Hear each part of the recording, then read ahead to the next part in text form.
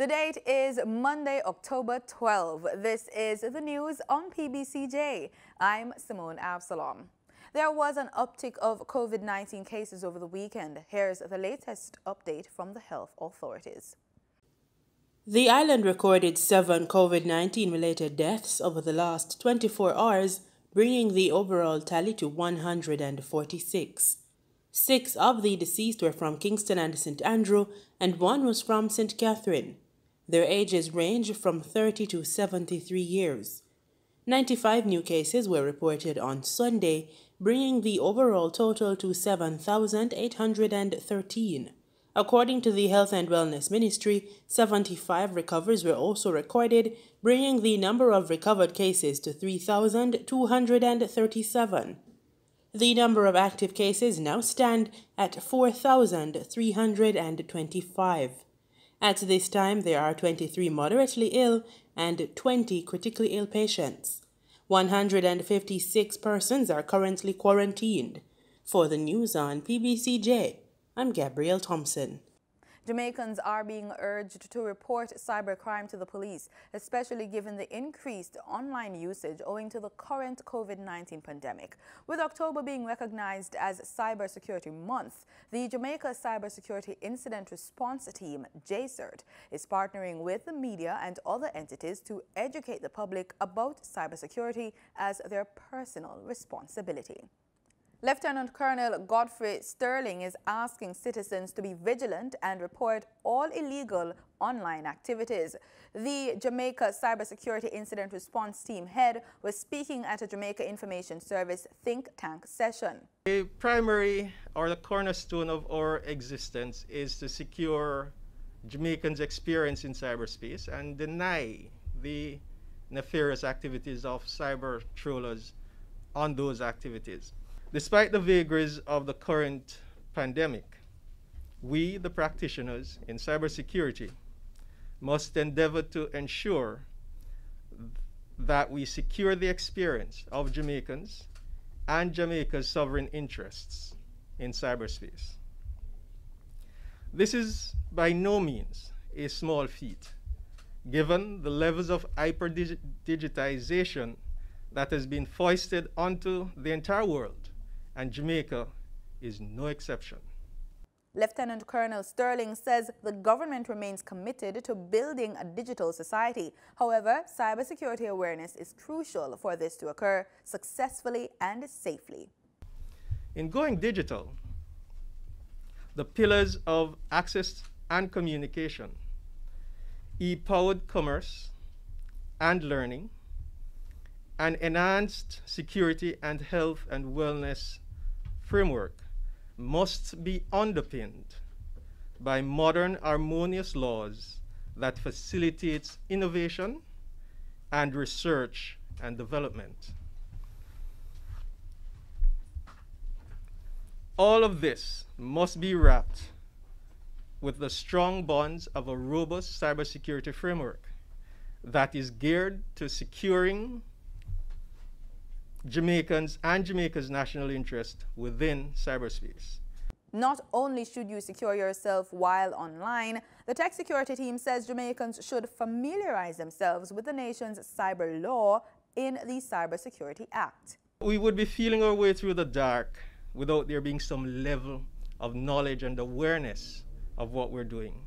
And so events like this and the other events planned for Cybersecurity Awareness Month are geared at raising that level of awareness, engaging all our constituents, and ensuring that persons are aware of the threats, the pitfalls, and some of the easier ways to avoid these.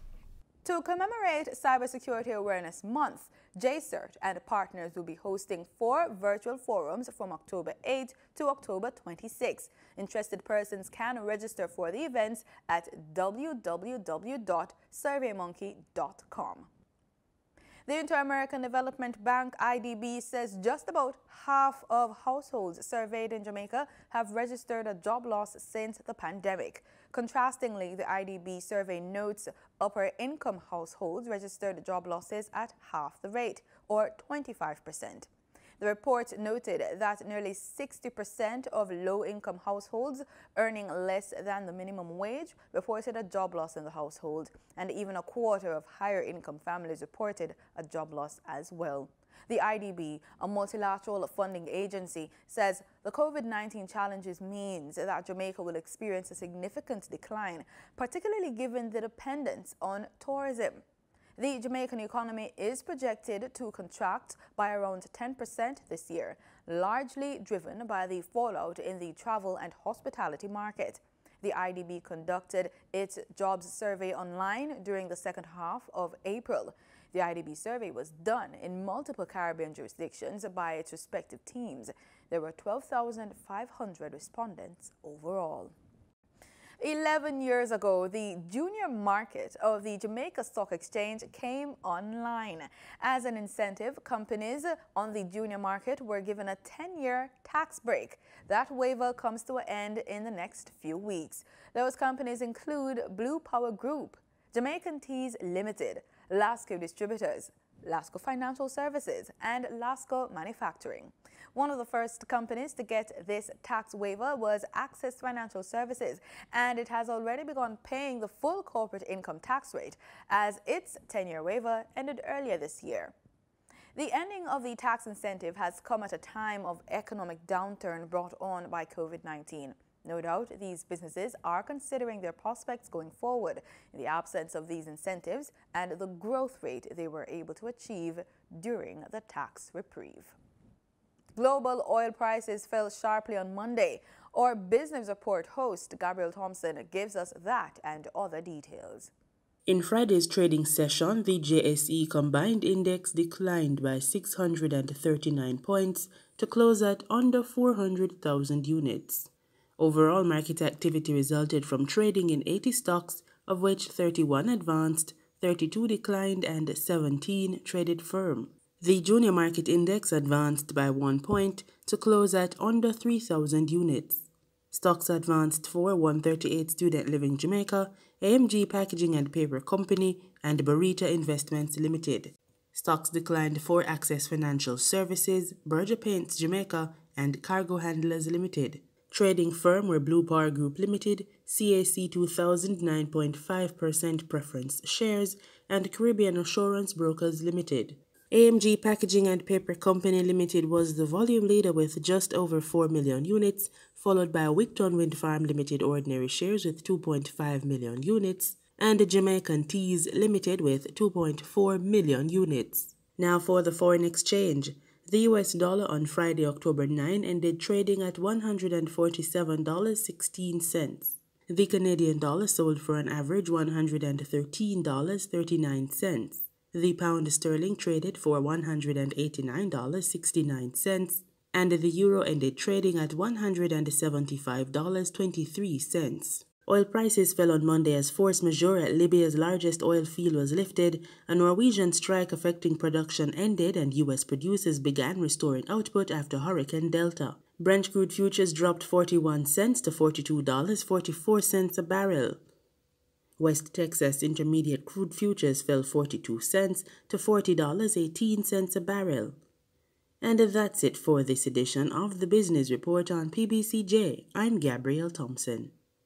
Diabetes drug Metformin hydrochloride extended release tablets have been recalled by the U.S. Food and Drug Administration because manufacturers found it contained unacceptably high levels of a cancer-causing contaminant. Metformin tablets are used to treat type 2 diabetes and are designed to lower glucose levels.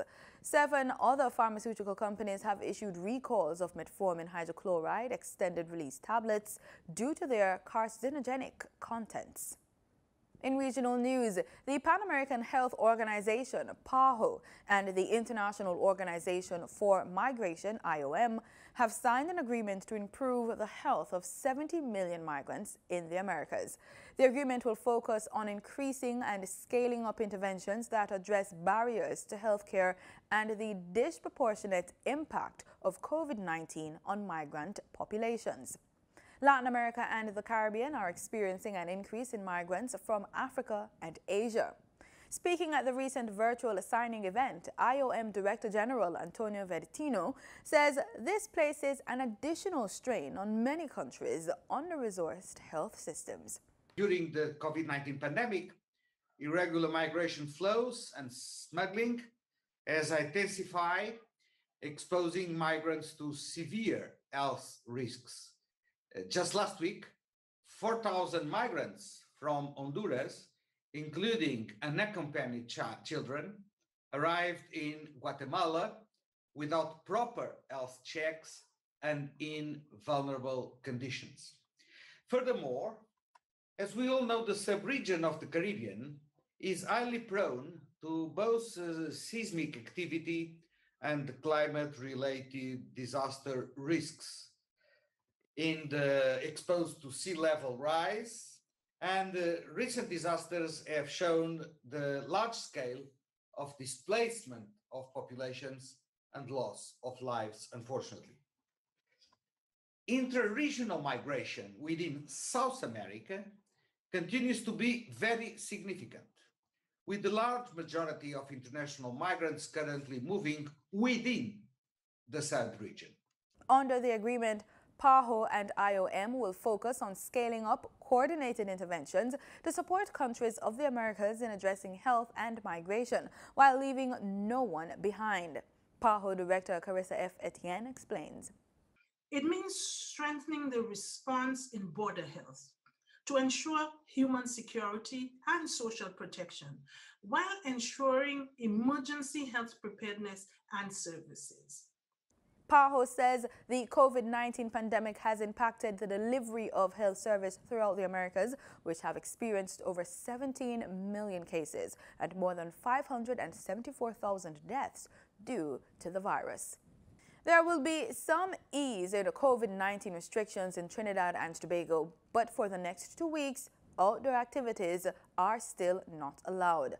Prime Minister Dr. Keith Rowley stressed the need to keep the country running as they continue to battle with COVID-19, saying government does not have the money to manage another lockdown.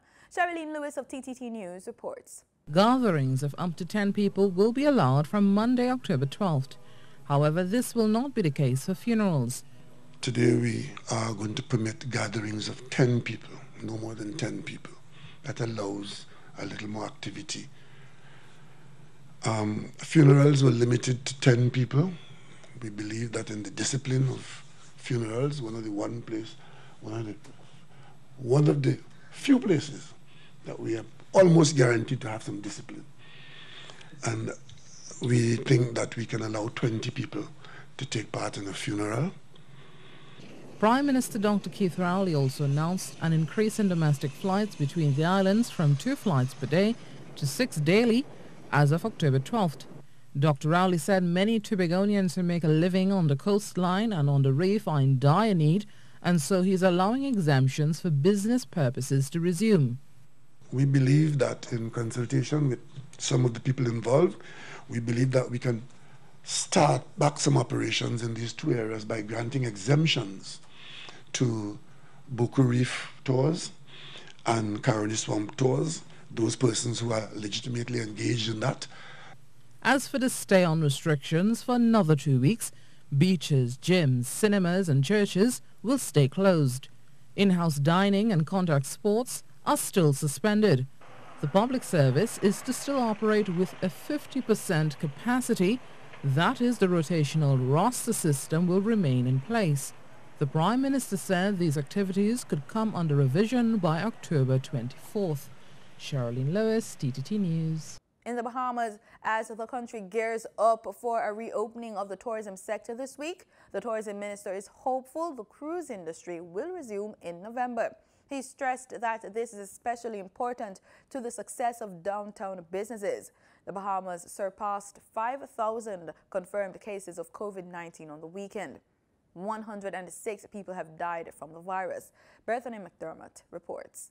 Tourism Minister Dionisio Diagler says he's hopeful that the cruise industry will set sail in November. The no-sail order from the Center for Disease Control and Prevention is set to expire on October 31st. The order suspended passenger operations on cruise ships with capacity to carry at least 250 passengers in waters subject to U.S. jurisdiction. While the CDC's position remains that cruise ships should not resume operations, the tourism minister is of a different view. The CDC's position is that the cruise industry should remain closed. It is the position of the American government that they should open. So there's a bit of a conflict there. We're hoping that the government prevails and that the cruise industry opens in November. At the onset of the pandemic, the CDC issued the no-sail order to contain the spread of COVID-19. However, Diagler explains it may be a process before cruise ships return to Nassau. But remember how that's going to go. Most of the cruise companies that are going to come to the Bahamas are going to probably start with their private islands because it's a much more controlled environment, and they want to make sure that their protocols are working fine, at least at the outset.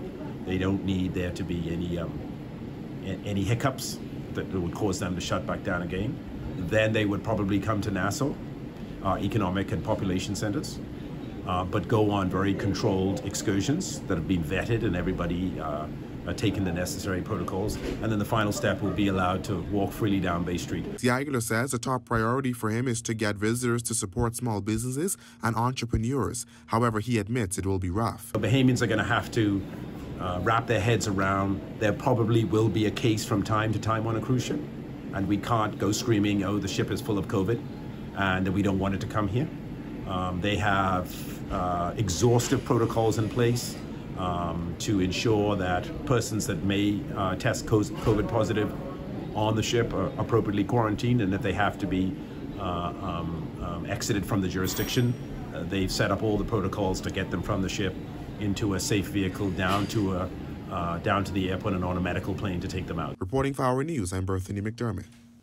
With no date for when the cruise industry is supposed to make a comeback post-COVID, it appears the hotel industry is preparing to win over that market. Bahamar President Graham Davis says as the resort looks to reopen, hopefully before the end of 2020, once COVID numbers decrease in New Providence, he anticipates those who looked forward to going on cruises would fill the void by staying in hotels. Certainly, we understand the cruise industry has been certainly handicapped at this moment. We believe there will be a lot of cruise conversion opportunities where people will transfer their cruise vacation to a land-based vacation experience and join us here at Bahamar. Bahamar closed its doors in late March amid the increase in COVID-19 cases in the Bahamas. Since then, the country has seen over 5,000 confirmed cases. Davis says the resort will not reopen until there is a handle on the virus in the capital. But we need to make sure that we're in a safe environment before those things happen. And so that all gets back to every citizen here in New Providence and certainly throughout the Bahamas to stay safe, wear your mask, sanitize, wash your hands, physical distancing. We can create an environment at Bahamar where we're such a large property that we can have that physical distancing without any problem. In St. Lucia, the National Council on Public Transportation is in the process of continuing discussions on the implementation of a cashless system. This after the council received reports of a recent attack and robbery on one of its members. Cecilia Actil reports. Reports are sketchy, but news reaching the National Council on Public Transportation is that a bus operating within the northern part of the island was reported missing. The driver held up at gunpoint. A picture of the bus had been posted on social media and was also sent to the NCOPT headquarters. NCOPT Public Relations Officer Dominic Lesmore disclosed that the information hasn't been conclusive. However, he said the council has received several telephone calls regarding the incident. Lesmore said that the council has been inundated with reports of attacks on minibus drivers and as a result urged drivers to be vigilant. Look for the unfamiliar faces. Right now most of the minibuses are tinted, if you realize. So we're seeing that putting a light at night so I can see people's faces. It hasn't got to be a very bright one, but to be a disco light where you could see the faces of the persons. When on the peg, we asking our drivers to be in clusters. So at this, it will be more difficult for somebody to attack one of them. Lesmore disclosed that plans are afoot to swiftly implement a system that would mitigate incidents of theft and robbery on public transportation. The National Council is still in discussion. We have to meet with some consultants soon to continue the talks on the cashless system. That's the main thing that the National Council would like to implement in a short space of time, so that the artists will take the money, the cash out of the system. We don't know the motive of the persons in the recent attack, but we're fighting as a national council to implement the best cashless system. Lesmore said he's aware that police can't be everywhere because even along the route, bus drivers are being targeted by bandits. The NCOPT is in the process of meeting with government to discuss issues confronting drivers during the COVID-19 pandemic, including a bus terminal. Cecil Actil, NBC Prime. In sports, the Team Jamaica Bickle Fundraising virtual 5K run walk was launched over the weekend. The event's patron will be none other than Olympian and World Championships medalist Sharon Simpson. Speaking at the virtual launch on Friday, Olympians Association of Jamaica President Marvin Anderson says the event will run for 2 weeks until October 24. The goal is to raise $25,000 to be used by TJB for the welfare of Jamaican students in the USA. It will be the first collaboration between TJB and OAJ since they signed a memorandum of understanding earlier this year. There are 142 Olympians Association across the globe. Anderson told the press conference that the OAJ had a membership of 300 living Olympians. Over now to cricket. Convener of selectors Roger Harper says the packed schedule and clashes with regional cricket is affecting how they can nurture future leaders for West Indies cricket. Newsroom's Guyana's Akeem Green has this story. At the moment, Kieran Pollard is a limited overs captain and Jason Holder test captain for West Indies. Pollard took over captaincy after the team's dismal showing at the World Cup in England last year. He was overlooked for selection for that World Cup squad. There are 2 upcoming World T20s over the next 2 years, and the next 5th over World Cup is scheduled for India in 2023. But Pollard would be 36 years of age by then. Who will take up his role after then is the burning question. Shea Hope and Nicholas Pooran have acted as deputy of the ODI and T20 squad respectively in the past, while Craig Brathwaite is a test deputy. With the exception of Brathwaite, who captains Barbados Pride on a regular basis, the other 2 lack captaincy exposure at the domestic level. It's something we're still looking at, right? We're still looking at. One of the things that,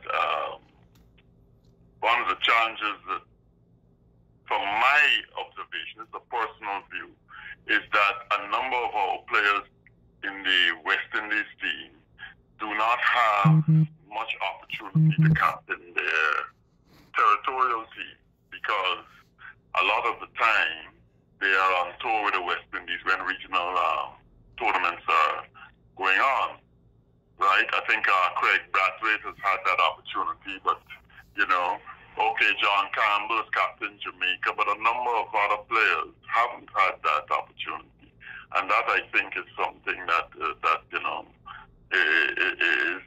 a bit of a concern because players need to have the exposure to captaincy and get some good experience doing the job. But it's something that we're thinking about and we're certainly looking at. Apart from the aforementioned, many of Colin Sherman admire to be groomed for the senior West Indies captaincy, given his winning exploits at the 2016 Youth World Cup. However, as Holder admitted earlier this year, he himself hardly find time to play for home franchise Barbados Pride. In Hedmeyer's case, he has only appeared in 18 4-day matches out of a possible 60 for Guyana Jaguars since the Professional Cricket League started in 2014. Since Cricket West Indies lacks the power like the Big Three, India, England, and Australia, to lobby for better series scheduling, their international players' presence will be limited in regional tournaments. According to Harper, it means they have to find different ways of exposing players to leadership opportunities for a solid succession plan. If they're not getting into the territorial level, then when opportunity arises, you see these days you don't even have much tour matches, right? But certainly there will be President's 11 games and other opportunities. We have to create some opportunities so we can get to see players playing that role. Harper stated that the 28-year-old holder will continue to lead the test side ahead of the tour to New Zealand, despite the recent struggles of the Caribbean team. West Indies have won just 7 of their last 20 tests and currently languish 8th in ICC test rankings, only above Bangladesh and Zimbabwe. For the newsroom, Akim Green. In the weather report, there's a tropical wave across the Central Caribbean. The Meteorological Service says the tropical wave is expected to move across Jamaica later this evening. Afterwards, a trough is expected to linger in the vicinity of the island through to midweek. Jamaicans can expect scattered showers and thunderstorms across southern parishes Monday afternoon, with maximum temperature expected for Kingston, 33 degrees Celsius. It's the same for the western parishes. On Tuesday, we can look forward to a partly cloudy morning with scattered showers in the afternoon, isolated thundershowers across central and western parishes. And that's the news. On behalf of our hard-working production team, pleasant viewing.